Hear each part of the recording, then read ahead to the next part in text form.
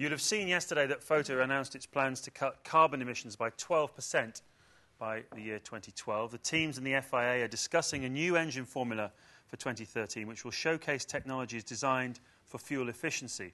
So let's have a quick chat then about Formula One and the environment. And the first question here is Martin Pavis. Has any thought been given to having a total fuel allowance for the whole season, including testing, which would help teams who have reliability problems or retirements in the races or don't have so much pre-season testing, as they would then have some spare fuels for some in-season testing or maybe at free practice?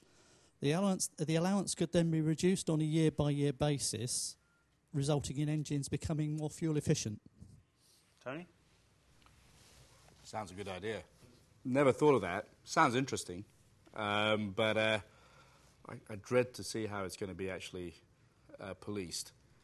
As you know, suddenly there's a fuel tank in Martin's house, which has an underground pipe to Woking. But, I mean, these are ideas that all should be considered. But I think it's really clear. If you want to do something for the environment, I actually think the best thing is from the technology side. I think we should have technology, but the technology should be relevant. You know, would an F-duct be used in a lot of cars? Probably not. But will a form of KERS be used in a lot of cars? Yes. And will that help the environment? So I think they should run hand in hand. There's been much talk of the environmental engine formula in 2013, but I noticed that conveniently the current Concorde agreement finishes in 2012.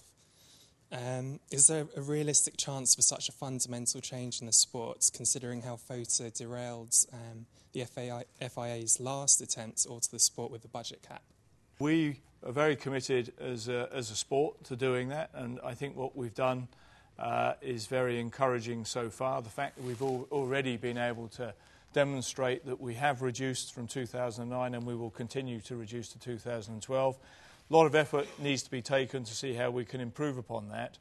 But then coming back to your question, a new engine, probably lower capacity, probably direct injection, kinetic energy recovery, turbocharging, thermal recovery, etc. I think they're all appropriate technologies that Formula One should be showcasing. So I think everyone wants to do that.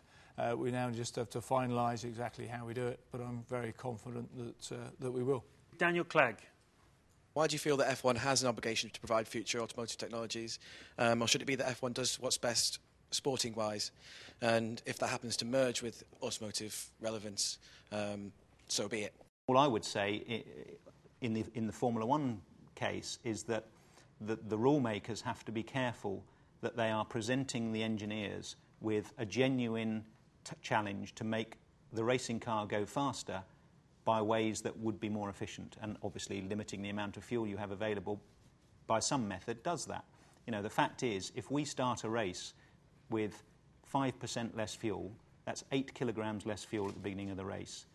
That's equivalent of a quarter of a second, which over the course of a race, you're talking 20-odd seconds, 15, 20 seconds. Races are won and lost by much smaller margins than that. It's that kind of incentive you need to give these clever people, and they will come up with some very clever technology.